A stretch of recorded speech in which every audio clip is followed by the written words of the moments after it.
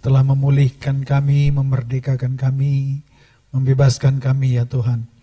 Itu sebabnya kami selalu mengucap syukur, kami selalu datang untuk memuji menyembah-Mu ya Tuhan. Kami juga percaya Tuhan akan memberikan kami hari lepas hari kemenangan-kemenangan. Terima kasih Tuhan, kami siapkan hati kami untuk kami boleh menerima firman-Mu. Terpuji nama-Mu, di dalam nama Tuhan Yesus kami mengucap syukur, haleluya, amin. Silakan duduk.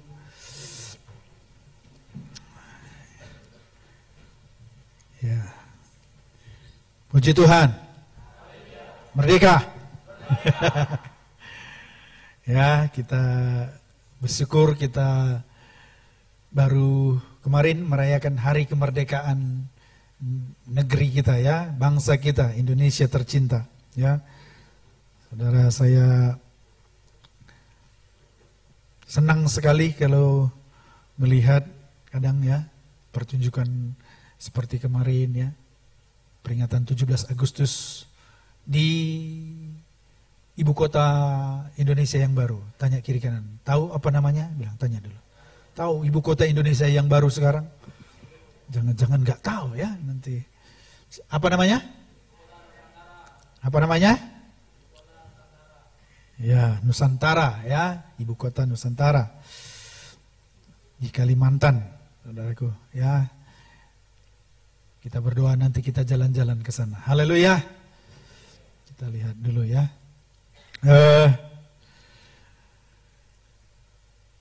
Saya mau sedikit cerita dulu tentang sejarah. Belajar sejarah ya. Indonesia merdeka tanggal? Ada yang tidak tahu? Nanti yang tidak tahu saya kasih sepeda. Ya kan? Masa enggak tahu gitu kan? 17 Agustus 1945. Hari apa? Hari apa itu 17 Agustus 1945? Hari Jumat. Ini banyak yang enggak lulus dulu ini sejarah ini ya. Kita tahu bahwa Indonesia dijajah oleh banyak negara, saudaraku ya. Mulai dari Portugis, Spanyol, Belanda, kemudian terakhir Jepang. Dan kita tahu bangsa kita begitu gigih memperjuangkan kemerdekaan. Banyak yang mati, ya, jadi korban, jadi pahlawan buat kita. Itu sebabnya setiap kali saya lihat bendera merah putih, saya langsung hormat. Siap gerak! Karena darah, saudaraku, para pahlawan kita. Ya. Makanya kalau lagu Indonesia Raya harus sikap tegak dan menyanyikan dengan sungguh-sungguh.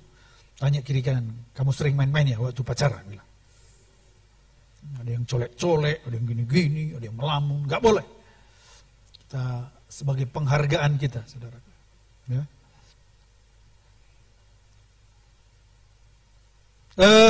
Sejarah, saudaraku, waktu kita masih dijajah oleh Jepang, sebetulnya ya kita berjuang, kita bertempur ya. Ingin merebut kemerdekaan, tetapi kita tahu musuh kita terlalu kuat. Senjata mereka lebih canggih. Ya, kita masih pakai bambu runcing, pakai panah, tapi mereka pakai senjata api. Gitu. Adapun senjata api paling karena kita rebut. Gitu. Tetapi Tuhan memberikan anugerah tiba-tiba. Kalau kita ingat sejarah tanggal 6 dan tanggal 9 Agustus. 2 kota di Jepang dijatuhkan bom atom. Hiroshima dan Nagasaki. Sehingga tanggal 14 Agustus, Jepang menyerah kalah tanpa syarat kepada sekutu. Tapi Jepang di Indonesia masih ada pasukannya, masih bawa senjata. Nah, waktu pejuang-pejuang kita itu mendengar bahwa Jepang sudah menyerah kepada sekutu tanggal 14, maka kemudian pemuda-pemuda, pejuang-pejuang ya kan, mendorong, ayo cepat-cepat ini kesempatan untuk kita memproklamirkan kita bahwa kita merdeka. Karena penjajah sudah kalah dan kita harus memerdekakan diri, ya kan? Kita memproklamasikan. Dan akhirnya tanggal 17 Agustus, Soekarno-Hatta sebagai perwakilan, sebagai presiden dan wakil presiden memproklamasikan, menyatakan bahwa kami bangsa Indonesia merdeka. Kira-kira begitu. Karena kita mendengar bahwa Jepang sudah kalah di Jepang sana, menyerah kepada sekutu. Jadi kemenangan kita adalah juga anugerah Tuhan, memang perjuangan juga saudara, tetapi karena pejuang-pejuang kita sudah mendengar kekalahan musuh, sehingga dia berkata, kita merdeka, kita sudah merdeka. Kenapa saya cerita ini? Karena ini ada hubungannya dengan firman Tuhan hari ini, saudara. Kita tahu bahwa Yesus 2000 tahun yang lalu sudah mengalahkan musuh. Iblis, setan, maut, dosa sudah dikalahkan di kayu salib. Dan dengan iman kita percaya bahwa 2000 tahun yang lalu itu peristiwa salib itu, di sanalah musuh kita sudah dikalahkan. Sehingga kalau kita percaya dengan iman apa yang sudah dikerjakan Yesus di kayu salib, maka kita akan menerima kemenangan, kemerdekaan itu. Amin. Jadi bukan hanya usaha kita gitu. Kadang orang berpikir, aku nggak bisa bebas, aku mau membebaskan diri, nggak bisa. Kita bisa menerima kemenangan dengan iman kita. Seperti pejuang-pejuang tadi, dia sudah dengar, Jepang sudah kalah, musuh sudah kalah. Dan dia memproklamasikan. Kita memproklamasikan bahwa kita sudah merdeka. Karena begitu banyak saudaraku, orang hari-hari ini masih terikat, dijajah oleh dosa. Orang masih terikat dengan kedagingan, masih terikat dengan dosa-dosa, kebiasaan buruk. Walaupun Indonesia sudah bebas, tapi banyak orang masih dijajah oleh setan, oleh dosa. Tapi Tuhan menjanjikan kemenangan, kemerdekaan. Haleluya. Nah, bagaimana kita bisa menerima kemerdekaan, ya, kemenangan yang sejati itu, saudaraku? Kita akan belajar dari kitab Roma pasal 6.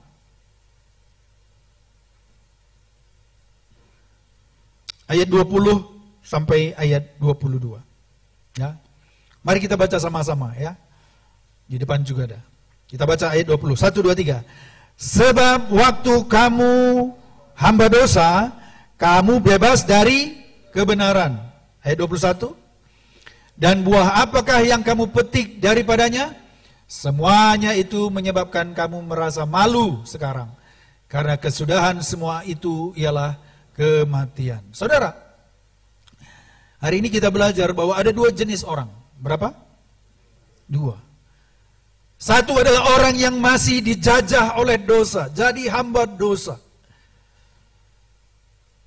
Orang yang masih diikat oleh dosa.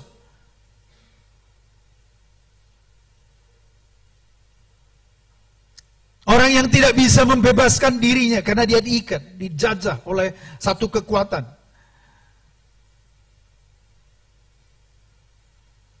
Itu yang kita sebut tadi, yang di firman Tuhan katakan hamba dosa. Hamba itu adalah seseorang yang tidak berdaya. Ya, orang yang mengabdikan dirinya kepada dosa. Dan apa buah dari dosa itu ketika kita menjadi hamba dosa? Katanya itu yang menyebabkan kamu malu. Gitu. Orang-orang yang masih terikat dengan dosa, maka hidupnya itu pasti melakukan hal-hal yang memalukan. Makanya kadang dia melakukannya diam-diam. Dan kalau nanti terbongkar, dia akan malu. Karena memang itu hal-hal yang memalukan. Dosa itu memalukan. Memalukan bagi dirinya, memalukan bagi orang di sekitarnya, memalukan bagi keluarganya, memalukan bagi masyarakat umum, memalukan bagi Tuhan. Orang yang masih terikat dengan minuman keras, judi contohnya. Maka orang itu akan memalukan keluarganya. Saudara mau disebut anak pejudi? Hah? Mau nggak? Anak tukang judi gitu orang. Gimana? Malu nggak begitu? Malu. Saudara. Kalau kita lihat bapak kita main judi, kita malu. Apalagi Tuhan, malu. Kalau kita lihat ada orang yang berzina, selingkuh. Diam-diam. Itu hal yang memalukan. Kalau ketahuan betapa malunya, kalau kemudian kita tahu bapak kita penzina atau selingkuh, mau ditaruh kemana muka kita ini? Makanya dosa itu sering dilakukan di tempat-tempat yang gelap, yang orang tidak tahu. Bilang kiri kanan, jangan suka di tempat yang gelap, bilang. Banyak setan di situ, bilang. Iya kan? Memang dosa itu memalukan, saudara. Tapi kadang karena nggak ketahuan, diam-diam pula, ya kan? Tanya kiri kanan, pernah? Diam-diam, sembunyi-sembunyi. Jangan kasih tahu mamaku ya. Jangan kasih tahu bapakku. Nah itu, biasanya itu salah itu. Pasti ada sesuatu yang salah. Kalau orang lain nggak mau kita tahu. Ya. Membunuh, itu hal yang memalukan. Bapak kita pembunuh, malu. Jadi dosa selalu mendatangkan hal-hal yang tidak baik. Hal-hal yang memalukan, hal-hal yang merusak. Makanya Yohanes 10 ayat 10 berkata, pencuri datang untuk mencuri, membunuh, membinasakan. Bukan hanya mencuri apa yang baik dari hidup kita, dosa itu saudaraku. Tapi dia juga ingin membunuh. Membunuh masa depan kita, membunuh rohani kita. Tetapi ujungnya sebetulnya setan mau supaya kita binasa, masuk neraka. Dengar. Seenak-enaknya dosa, ingat ini, itu akan membawa kita masuk neraka. Memang kadang firman Tuhan juga ada menulis kitab Amsal berkata, buah curian itu manis rasanya. Tanya kiri kanan, pernah curi buah orang lain, bilang. Dulu kami kecil di Kejora sana suka curi biwa. Karena kalau kita lewat, kita lihat buah biwa itu kan kuning, merah. Woi, di zaman dulu gak ada uang ya kan. Anak-anak sembunyi-sembunyi ya kan. Ngendap-ngendap, ambil biwa. Datang orang yang bawa pistol. Dar, lari sampai punggungnya kena apa namanya itu, ditaruh pagar duri itu kan. Wah. Tanya kiri kanan, pernah ketahuan mencuri? Siapa pernah mencuri uang mamanya? Saya tiap hari. Asal digantung baju mama, jas mama, udahlah. Rogoh-rogoh lah itu ya kan. Ngapain ada dulu main dingdong. Dapat 100 perak ya kan. Lumayan ya kan. Cari mana game yang paling lama ya kan. Main Tetris, main tembak-tembakan gitu kan.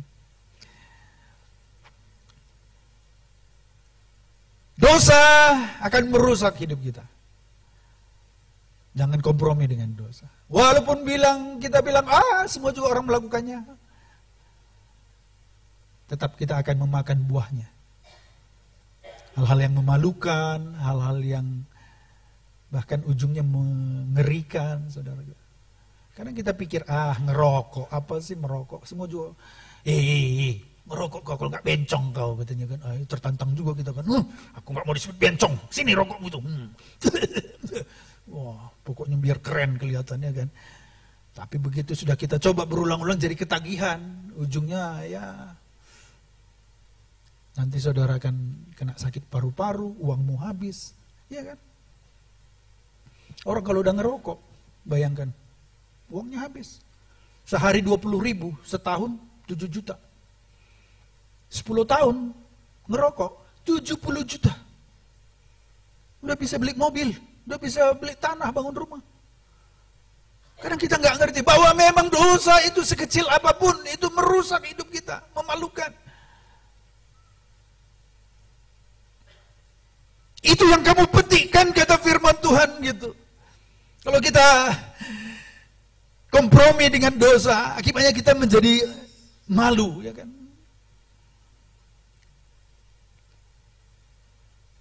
Dan kesudahannya semua itu ialah kematian. Wow.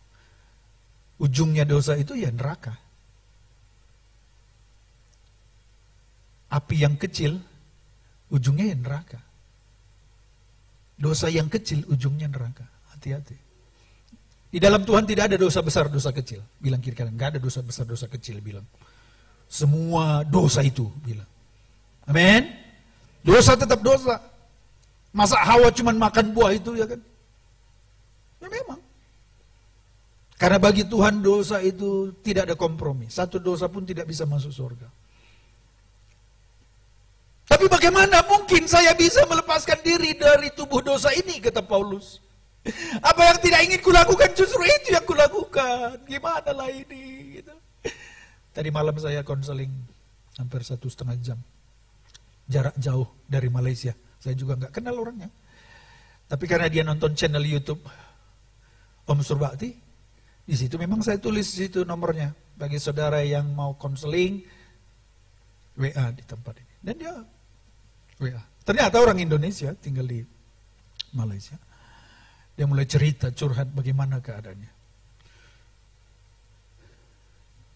Ya cukup panjang, cukup menyedihkan sih kisahnya. Bapaknya tukang judi. Dia hidup. Sebetulnya dia rajin ke gereja. Dia kaum muda lahir sekolah minggu GPDI. Tapi dia bilang, hari Minggu ke gereja, hari Minggu dia melayani, main musik juga. Ini perempuan. Tapi Senin sampai Sabtu, dosa jalan terus. Orang tuanya nggak tahu, pacarannya pacaran bebas.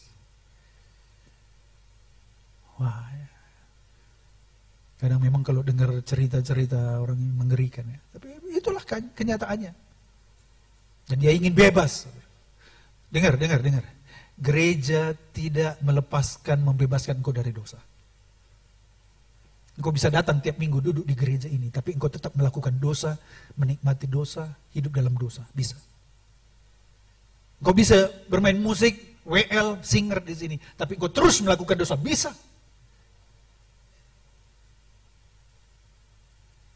Gereja tidak membebaskan kita dari dosa.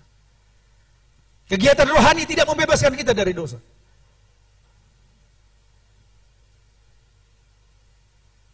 Yang membebaskan kita dari dosa adalah ketika kita mengizinkan Yesus mengubahkan hidup kita, masuk dalam hidup kita. Amin.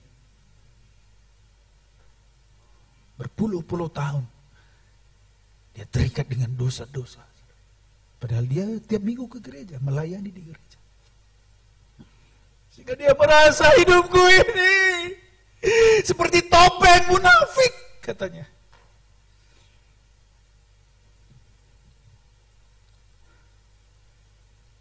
Dia masih jadi hamba dosa. Dia melakukan hal-hal yang memalukan. Apakah ada harapan bagi orang-orang seperti itu, bagi saya, bagi saudara yang masih terikat sampai hari ini? Nah, kita baca dari ayat 22. Apa yang firman Tuhan katakan? Bagaimana supaya kita mengalami kemenangan, saudara? Ayat 22. Bisa kita baca sama-sama? 1, 2, 3. Tetapi sekarang, setelah kamu dimerdekakan dari dosa, dan setelah kamu menjadi hamba Allah, kamu beroleh buah yang membawa kamu kepada pengudusan, dan sebagai kesudahannya ialah hidup yang kekal. Saudara dengar, kalaupun kita selama ini hidup dalam dosa, kita menikmati dosa, kita terikat dengan dosa, tapi firman Tuhan katakan, tetapi sekarang, katakan sekarang.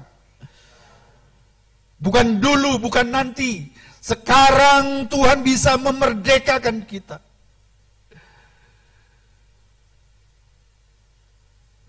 Kita bisa menerima kemenangan, kita bisa dimerdekakan dari dosa. Ayat 18 sebetulnya dikatakan, kamu telah dimerdekakan dari dosa. Bagaimana supaya kita bisa dimerdekakan dari dosa? Kita terima, kita percaya kepada pengorbanan Yesus. Itu yang tadi saya katakan, seperti Indonesia dan Jepang tadi. Untuk menerima kemenangan pertama-tama, saudaraku, kita harus percaya bahwa karya Yesus, pengorbanan Yesus, kematian Yesus itu memerdekakan saya. Yesus berkata di kayu salib, sudah selesai. Segala hutang dosa, segala ikatan sudah Tuhan lepaskan. Kalau kita hari ini membuka hati kita, Yesus, selamatkan aku, bebaskan aku Tuhan. Iman, saudaraku. Yang membebaskan kita adalah iman kita. Percaya bahwa pengorbanan Yesus itu sanggup membebaskan saya.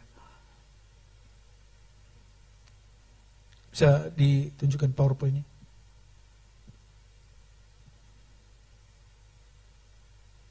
Terus. Firman Tuhan tadi katakan, tetapi sekarang setelah kamu dimerdekakan. Katakan, dimerdekakan. Kalau dimerdekakan itu bahasa kata kerja pasif atau aktif? Ini gimana nih? Udah lulus SMA semua kan? Dimerdekakan. Itu kalimat apa? Pasif. Kalau aktif itu apa aktifnya? Memerdekakan, melakukan. Ini akan aktif. Ada tindakan. Tapi kalau dimerdekakan itu kalimat pasif. Artinya bukan kita yang memerdekakan diri kita. Kita dimerdekakan oleh Yesus. Dimerdekakan oleh iman yang kita percaya bahwa Yesus sudah menyelesaikannya, saudaraku. Kita diselamatkan bukan karena kebaikan kita, kesalehan kita. Tapi firman Tuhan katakan Efesus 2:8 bahwa kita diselamatkan, dimerdekakan oleh anugerah Tuhan yang kita terima dengan iman. Haleluya. Seperti tadi pejuang tadi, dia sudah dengar musuh sudah kalah, Jepang sudah kalah. Kemudian dia berkata, aku Indonesia merdeka, kami sudah bebas. Nah, hari ini juga saudara harus berkata begitu. Aku sudah dengar Yesus sudah mati bagi dosa-dosaku. Yesus berkata sudah selesai, segala hutangku sudah dibebaskan. Iblis sudah dikalahkan. Dan hari ini, sekarang, aku sudah bebas di dalam nama Yesus. Dengan iman saudara berkata begitu. Karena saudara sudah dimerdekakan oleh Yesus. Amin. Amin. Iman saudaraku. Nah, di sini banyak orang Kristen banyak masih belum mengerti. Dia selalu merasa, aku mau ikut Tuhan, tapi tunggu dulu nanti sudah kutinggalkan dosaku. Kulepaskan dulu dosa. Enggak bisa. Dosa itu terlalu kuat. Iblis itu terlalu kuat untuk kita lawan dengan diri kita. Untuk kita bisa melawan musuh dosa itu satu-satunya jalan. Kita minta Yesus masuk di hati kita, memberikan hati yang baru. Dia memberikan Roh Kudus yang memampukan kita bisa berkata, aku lebih dari pemenang, dosaku sudah diampuni. Kalau tidak, selamanya saudara tidak bisa bebas. Yang konseling kemarin dia udah umur 26 tahun, masih terikat. Makanya waktu selesai dia konseling cerita, saya bilang, jalan satu-satunya buka hatimu. Terima Yesus, terima Roh Kudus, terima pengampunan. Kalau engkau mengaku dengan mulutmu bahwa Yesus adalah Tuhan, dan kau percaya bahwa dia sudah dibangkitkan dari kematian, maka engkau diselamatkan, dibebaskan, dimerdekakan. Jadi di dalam Tuhan itu iman, saudara, percaya.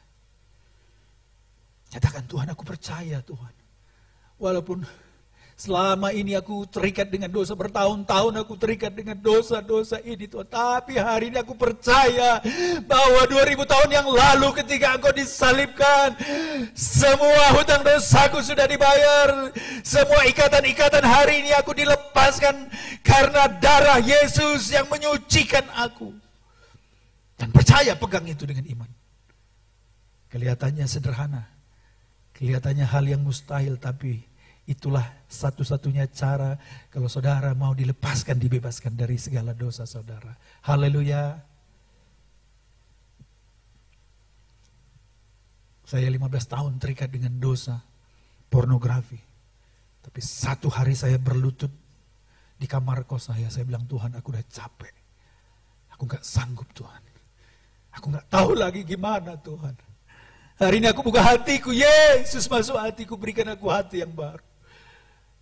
Dan hari itu Tuhan bebaskan aku dari keterikatan itu. Padahal udah berjuang bertahun-tahun. Aku tahu itu salah, aku tahu itu dosa. Mau tinggalkan gak bisa, jatuh bangun, jatuh bangun, jatuh bangun. Dan banyak orang seperti itu sekarang. Mungkin juga saudara yang datang hari ini. Udah bertahun-tahun saudara mau melepaskan dosa-dosa itu. Saudara simpan-simpan, gak ada yang tahu. Orang tuamu pun tak tahu. Tapi engkau tahu, engkau selalu merasa tertuduh. Tapi hari ini saya mau berkata, hari ini, tetapi sekarang kata firman Tuhan. Sekarang, bukan besok. Bukan nanti. Tapi sekarang, hari ini, kalau kau mendengar hari ini firman Tuhan, hari inilah hari kemenangan, hari pertobatan, hari kemerdekaanmu. Haleluya! Sekarang telah tiba. Bukan besok. Sekarang, kamu telah dimerdekakan. Kamu telah dimerdekakan dari dosa. Terima itu, saudara. Percaya. Sungguh-sungguh. Ya Tuhan, aku percaya. Engkau sudah memerdekakan aku hari ini, Tuhan. Amin. Amin. Tetapi yang kedua, saudaraku. Tidak cukup.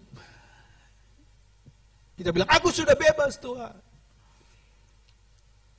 Tetapi sekarang setelah kamu dimerdekakan dari dosa, dan setelah kamu menjadi hamba Allah. Di sini banyak juga orang Kristen. Dia ikut KKR, dia dengar firman Tuhan, dia bilang, ya Tuhan aku percaya, Tuhan sudah membebaskan aku. Tapi setelah dia berdoa, dia nangis-nangis, kemudian dia hidup tetap dengan agendanya sendiri, tujuannya sendiri, ya caranya sendiri, kegiatannya sendiri. Makanya dia akan jatuh lagi. Untuk mengalami kemerdekaan sejati, saudaraku dengar, saudara setelah dimerdekakan dari dosa, saudara harus jadi hamba Allah. Hamba Tuhan. Kalau tadinya kita ikut barisan setan, ya kan, barisan iblis, ya kan, jadi hamba dosa, sekarang saudara harus jadi hamba Tuhan, hamba Allah, hamba kebenaran, kata firman Tuhan. Tidak ada jalan tengah. Kalau saudara setengah-setengah, saudara akan menjadi orang yang paling bingung. Lebih baik saudara nggak usah bertobat kalau saudara setengah-setengah ikut Tuhan. Dan orang yang setengah-setengah, dia akan memalukan nama Tuhan. Saudara harus pilih apakah saudara hamba dosa atau hamba Tuhan. Tidak ada jalan tengah-tengah, aku jadi jemaat, tidak ada itu. Karena saudara akan terus diintimidasi oleh setan. Saudara akan jatuh bangun, saudara akan mempermalukan nama Tuhan. Kalau saudara mau dibebaskan merdeka dari dosa, saudara harus jadi hamba Allah, hamba Tuhan. Bilang kiri kanan, harus jadi hamba Tuhan. Bilang. Haleluya. Haleluya. Salamin dulu. Selamat, Anda sudah jadi hamba Tuhan. Bilang. Oh iya. Karena tidak ada pilihan. Saudara mau jadi hamba dosa atau hamba Tuhan. Pilihannya cuma itu. Tapi hamba Tuhan itu bukan berarti harus jadi pendeta, bukan, itu kan status. Saya mau kasih tahu ya, pendeta saja belum tentu sudah dimerdekakan dari dosa. Pelayan gereja belum tentu, banyak. Kejadian yang di Surabaya itu gimana itu? Yang ketahuan ternyata pendeta sudah melecehkan kaum mudanya dari umur 9 tahun sampai umur 17 tahun. Padahal dititip sama orang tuanya di gereja. Karena bapaknya pengusaha kan, sibuk. Jadi anaknya yang kecil karena dia sangat percaya, sangat dekat dengan pendeta itu, dititiplah anaknya sering ke situ. Umur 17 tahun anaknya itu kuliah ke Amerika. Selesai dia kuliah di Amerika, kerja di Amerika, maka dia pulang ke Indonesia, mau menikah sama pacarnya. Nah, orang tuanya bilang, puji Tuhan anakku, nanti kamu diberkati di gereja kita saja ya, sama Pak Pendeta Sianu kan, kita kan jemaat di sana, Papa pelayan di sana. Anaknya itu menjerit, tidak! Hah? Kenapa kau? Itu gereja kita, kau dari kecil di situ, remaja di situ. Tidak, aku tidak mau, jerit-jerit. Bapaknya bingung. Pingsan anak itu, setelah siuman ditanya kenapa. Ceritalah. Ternyata dari umur 9 tahun sampai umur 16-17 tahun dia dititip di gereja itu, dia dilecehkan oleh pendeta itu. Padahal tiap minggu pendeta itu khotbah. Jadi status tidak menjamin kita ini sudah merdeka dari dosa. Kadang. Bukan untuk membuat saudara tawar hati, kadang orang di dalam gereja itu jauh lebih jahat dari orang di luar sana. Ini kenyataan, seperti itu. Masa coba anak kecil dilecehkan dari umur 9 sampai 16 tahun. Dan tiap minggu dia khotbah. Jaga kekudusannya. Kayak saya ini kan. Makanya iman saudara jangan sama pendeta. Gak usah favorit sama pendeta. Sama Tuhan Yesus saja favorit. Amin. Bilang favorit Tuhan Yesus saja bilang. Gak usah pendeta bilang. Nanti kalau saya lemah jatuh saudara bilang gak usah. Makanya jadi pendeta gak usah senang kalau dibilang orang. Aku senang kali khotbah om. Aku favoritku om. Jangan. Jadi sombong ya kan.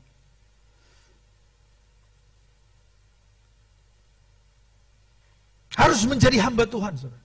Apa artinya hamba itu? Kita menyerahkan hidup kita kepada Tuhan. Jadi kalau saudara mau dilepaskan dari dosa, merdeka dari dosa, saudara harus menghambakan diri, menyerahkan hidupmu kepada Tuhan sepenuhnya. Jangan tanggung. Nggak mesti jadi pendeta, tapi saudara hidupmu menjadi milik Tuhan. Semua aku kerjakan hanya untuk menyenangkan hati Tuhan. Aku sekolah untuk Tuhan, aku kuliah untuk Tuhan, aku kerja untuk Tuhan, aku apapun yang kukerjakan untuk Tuhan. Tubuhku kupakai untuk Tuhan. Persembahkanlah tubuhmu sebagai persembahan yang kudus kepada Tuhan. Itulah ibadahmu yang sejati, saudaraku. Tangan kita pakai untuk melayani Tuhan. Mata kita untuk melayani Tuhan. Semuanya kita pakai untuk Tuhan. Baru kita bisa merdeka dari dosa. Aku dulu sudah ikut kok KKR Youth Camp. Nah itu dia cerita kok. Aku dulu ikut Youth Camp om katanya. Waktu di apa namanya itu ya? Candika dulu yang kurang air dulu. Ada yang ikut dulu kemudian di situ. Tapi ya begitu. Aku dengar juga di situ Om Surbakti khotbah katanya. Mungkin ikut juga dia altar call dia kan. Haleluya, haleluya, nangis-nangis. Tapi kalau saudara mau dibebaskan, merdeka sejati setelah saudara percaya bahwa Yesus sudah mati bagi dosamu, kau harus persembahkan hidupmu. Jangan setengah-setengah. Coba kalau saudara jalan di jalan raya sana, coba jalan di tengah. Hah? Mana lebih berbahaya, di kiri atau di kanan atau di tengah? Bilang kiri kanan. Jangan di tengah kawan bilang. Mati kau nanti bilang. Harus. Makanya firman Tuhan. Kalau dingin ya dingin. Panas ya panas. Jangan suam-suam kuku. Kalau suam-suam kuku itu setengah-setengah. Saudara tahu di Turki. Waktu ditulis itu. Yang satu air belerang. Untuk bisa mandi air panas. Sehat. Yang satu air dingin, buat untuk air minum. Ada satu sungai, dia bertemu air belerang sama air dingin tadi. Untuk mandi nggak bisa, diminum sakit. Bilang kiri kanan, jangan setengah-setengah ikut Tuhan kawan bilang. Nggak mesti kita jadi pendeta, ya.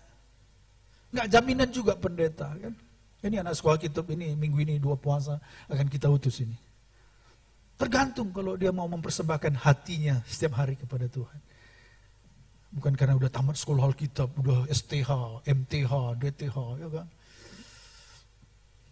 STH sudah tinggi hati, MTH makin tinggi hati.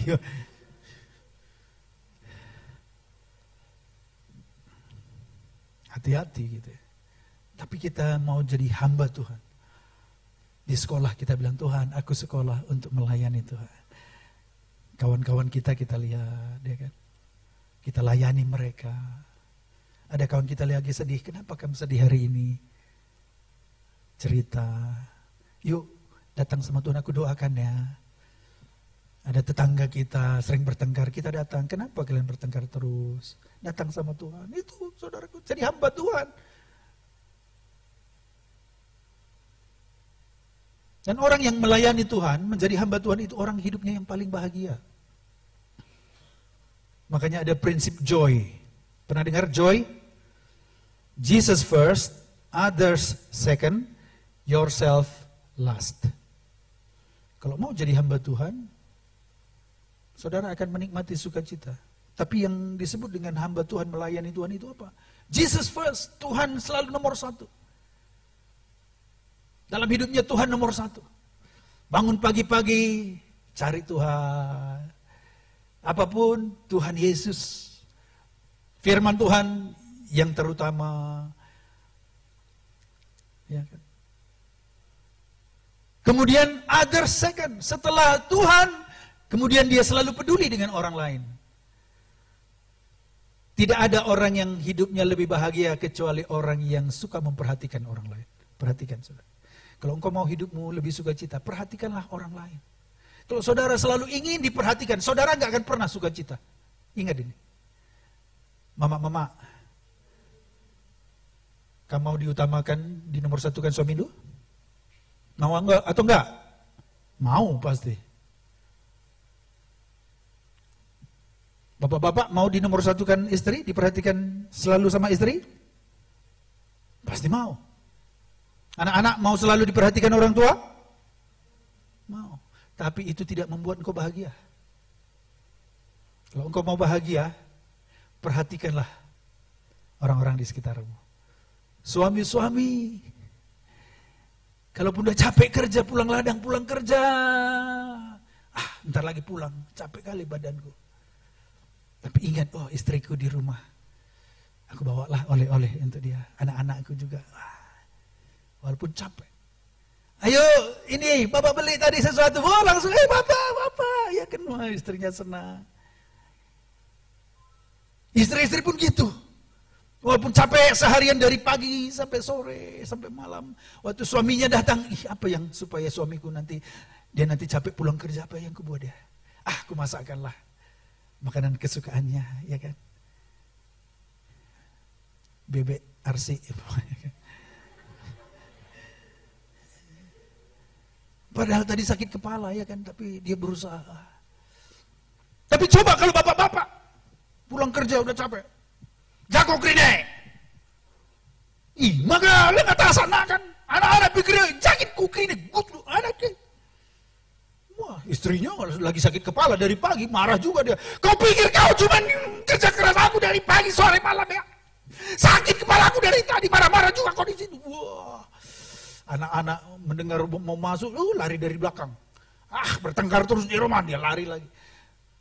Kalau kita mau terus memikirkan diri kita, tidak ada sukacita. Ingin diperhatikan, ingin disenangkan. Tapi kalau saudara mau sukacita, perhatikan orang lain. Anak-anak, gitu lihat bapak mama kita. Pak, mari, ya kan. Latihkan duma. Urut kam. Wah. Mamanya senang, hati kita senang. Bilang kiri kanan, perhatikan orang lain, bilang.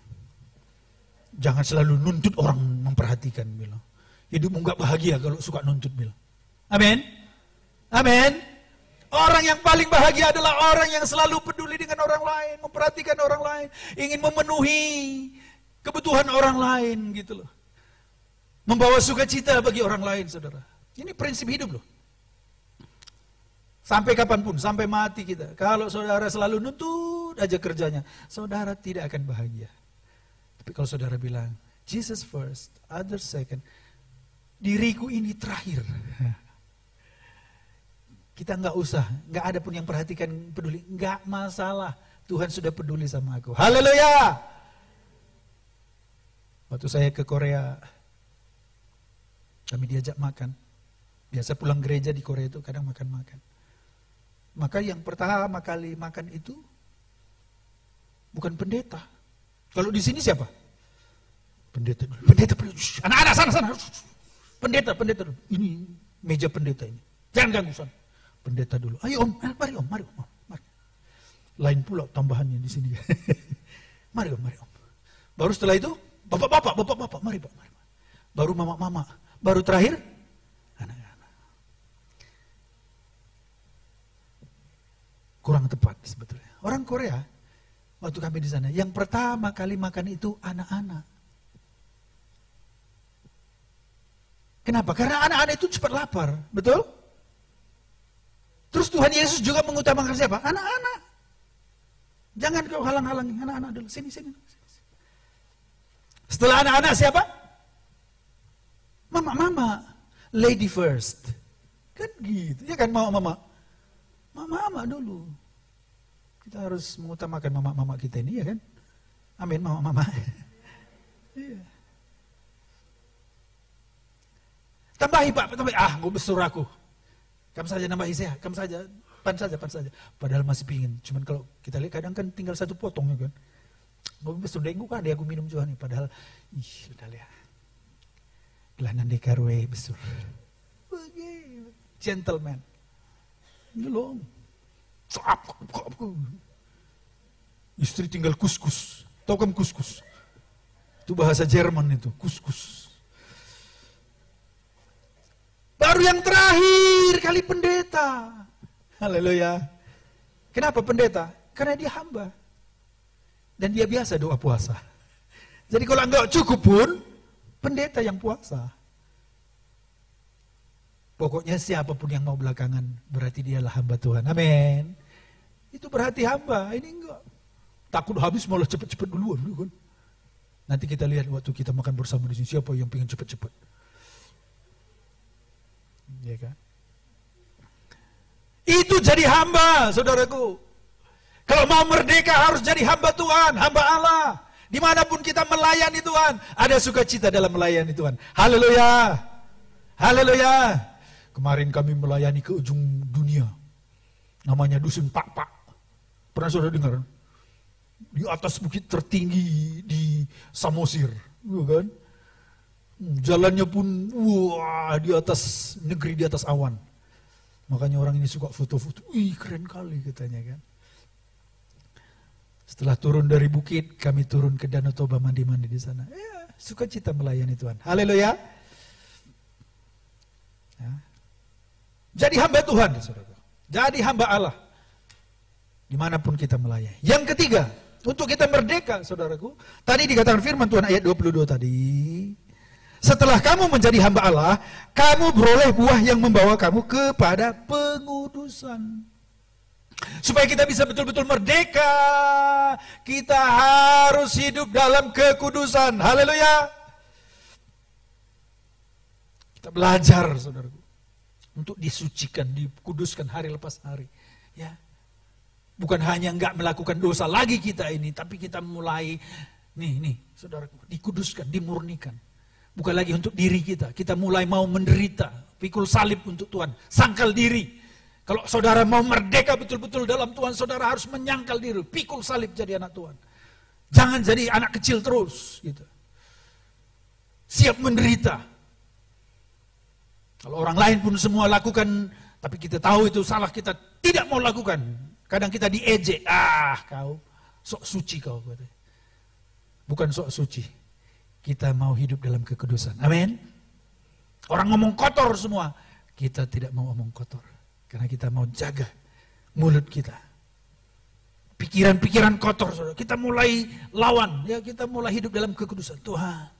Ya memang gak gampang. Kadang kita masih bergumul. Ya. Siapa bilang kita udah sempurna? Enggak.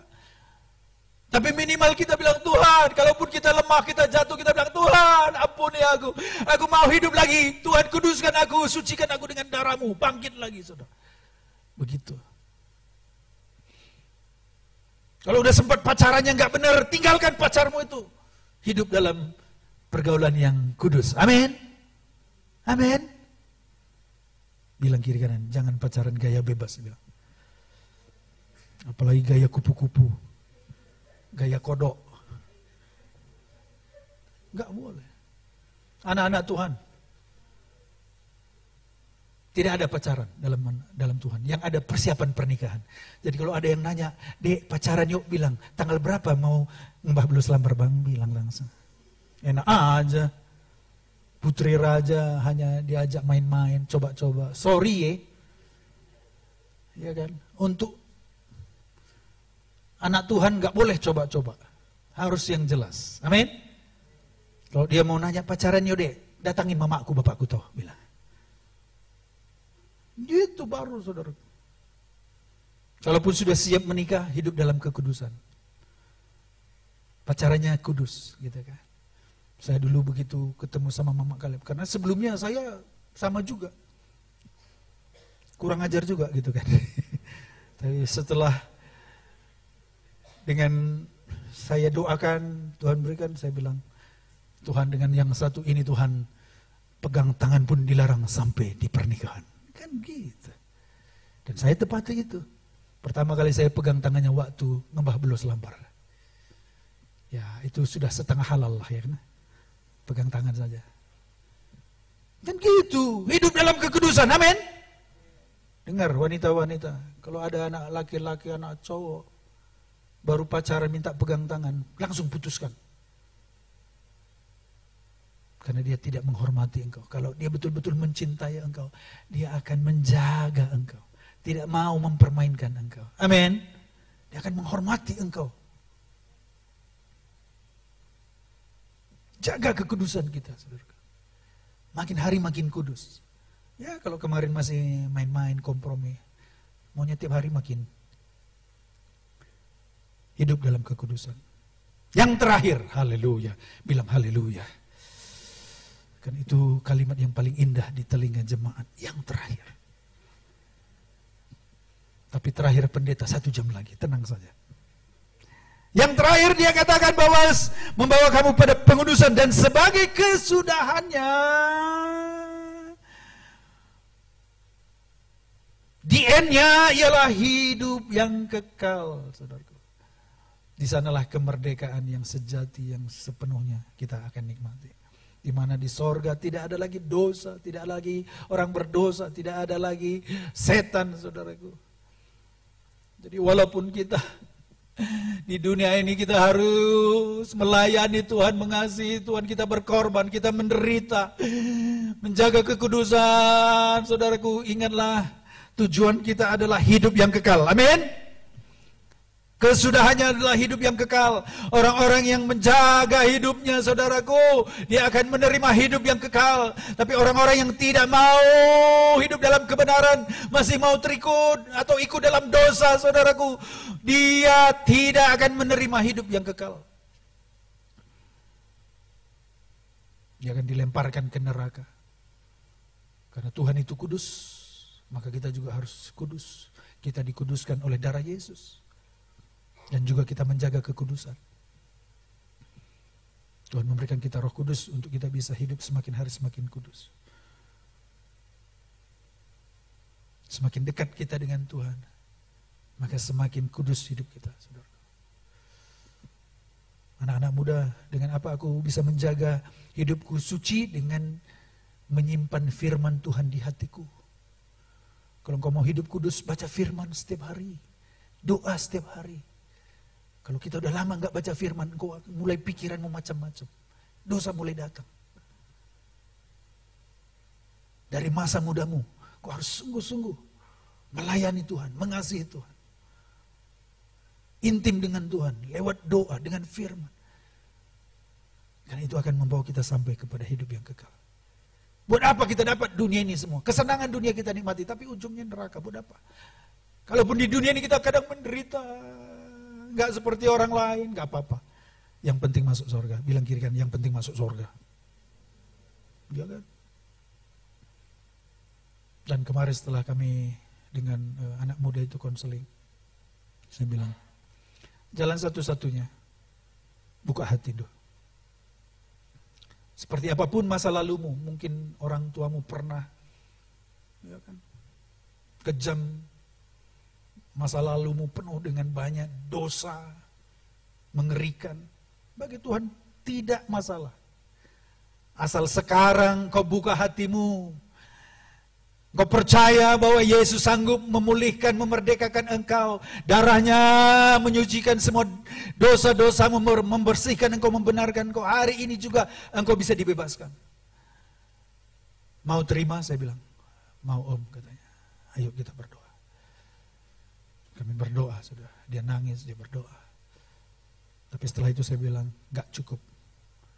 Mulai besok, bangun hubungan dengan Tuhan. Layani Tuhan.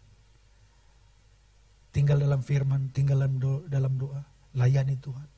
Supaya engkau sungguh-sungguh merdeka. Jangan lagi jatuh ke dalam dosa. Serahkan hidupmu untuk Tuhan. Saya nggak tahu, saudara.